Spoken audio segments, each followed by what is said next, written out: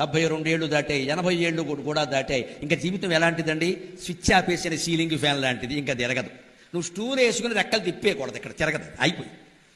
కొంచెం ఈ చెవి కూడా వినపడితే, ఇప్పుడు 2 చెవులు వినపడ్డా ఏం చేశావు? భాగవతం విన్నావా? దరిద్రపు కథలన్నీ విన్నావు. ఇక్కడ ఈ మధ్య కొంచెం చూపు తగ్గింది, చాలా తగ్గుతాయి, ఊరుకో. ఇంకా మళ్ళీ ఆపరేషన్లను మొదలెట్టక. నేను చిన్నకురాడువా, వదిలే ఆ విషయం. ఏమీ లేదు, కాళ్ళు చచ్చుబడ్డాయి, చేతులు చచ్చుబడ్డాయి. దయచేసి అపశకునంగా భావించదు. కొందరు ఈ స్థితిలో ఉన్నారు, కానీ అది అదృష్టంగా భావించవచ్చు. మంచంలోనే ఉన్నాం, ఏమీ చెయ్యలేము. కానీ మనస్సులో కేశవ, నారాయణ, మాధవ, గోవింద అనలేవండి.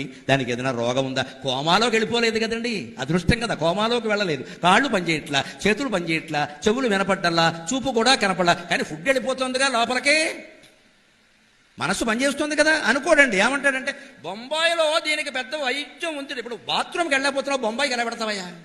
చచ్చిపోవాలి కొడుకు కోళ్ళు వీడిని తీసుకెళ్ళాక, వాళ్ళ కోసం. పైగా వాళ్ళకి శాపం. తినేసారి శుభ్రంగా, తండ్రికి వైద్యం. ఇప్పుడు ఏం చేస్తారు? ఏం చెయ్యాలి? అది రానే కూడదు, వస్తే ఒక అదృష్టం. దాన్ని వేదం చెప్పిందండి, దూర్జుడు చెప్పడం కాదు, నేను చెప్పడం కాదు. తద్ధితపస్తద్ధితపస్తద్ధితపః యద్వ్యాధితస్తప్యతే పరమగుం హైవలోకం జయతి ఏవం వేద.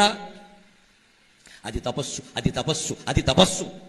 వ్యాధి పొందినవాడు మంచంలోంచి లేవలేకపోతే అది మహదవకాశం. ఎందుకు జార విడుచుకుంటున్నావు? మంచంలోంచి లేచావంటే పరుల కొంపలు ముంచేస్తావు, అనుమానం ఏం లేదు. ఇక్కడ కూర్చో, కూర్చో.